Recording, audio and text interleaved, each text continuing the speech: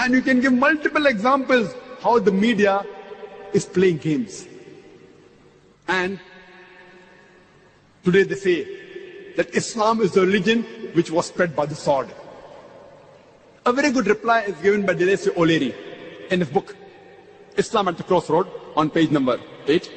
It says that history makes it clear that the legend of fanatical Muslims sweeping across the world, forcing Islam at the point of the sword over conquered races, is the most fantastic myth that historians have ever repeated. Deleuze O'Leary is a very famous historian. He says, we Muslims, history tells us, ruled Spain for about 800 years. We didn't do our job. We didn't do dawah. Later on, the Crusaders came, we were wiped out. There was not a single Muslim who could openly give the azan. We Muslims, we have ruled the Arab lands for the past 1400 years.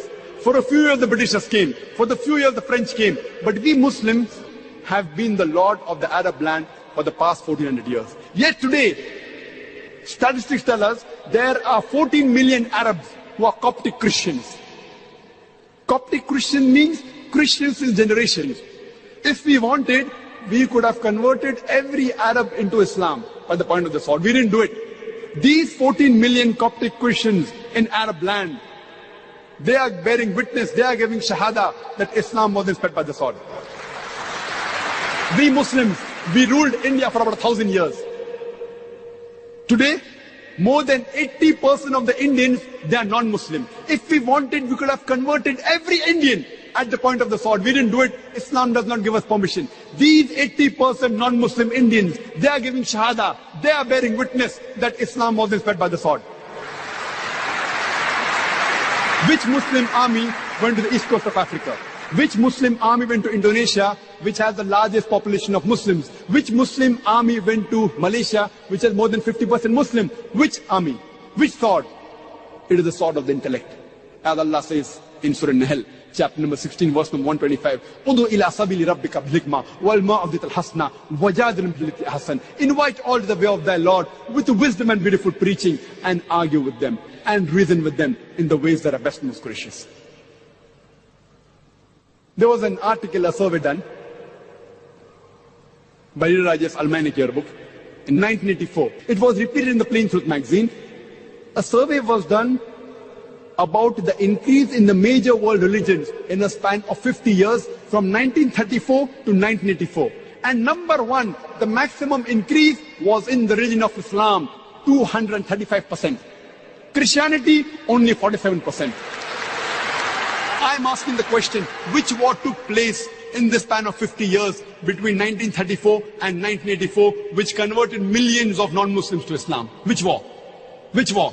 Today, the fastest growing religion in the world is Islam. The fastest growing religion in America is Islam. The fastest growing religion in Europe is Islam.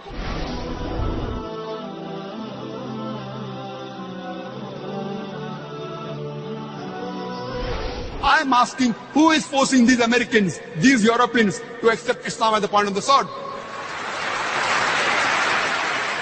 Before 9/11, the maximum allegation about the media was that Islam does not give rights to the women. Do you know, out of those people accepting Islam, including in America and Europe, out of those non-Muslims accepting Islam, 2/3 are women. If Islam degrades the woman, then why do these American women, why are these European women accepting Islam? Why? The media is saying that Islam degrades the woman, then why are these American and European women accepting Islam? Because Islam has the solution to the problem of womankind, especially the womankind. They find security in Islam. And after 9/11, whenever I go to America and Europe, there are more non-Muslims coming to my talk than before. More Americans, more Europeans. I believe in the verse of the Quran, Surah Al-Imran, chapter number 3, verse number 54, which says, "Makaru makarallahu wallahu khairul makirin."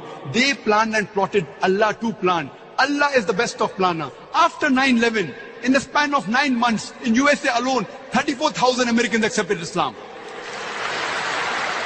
According to Johan Redley, in a span of 9 to 10 months after 9/11, 22,000 Europeans accepted Islam. The more they're attacking Islam, the more Islam is rising.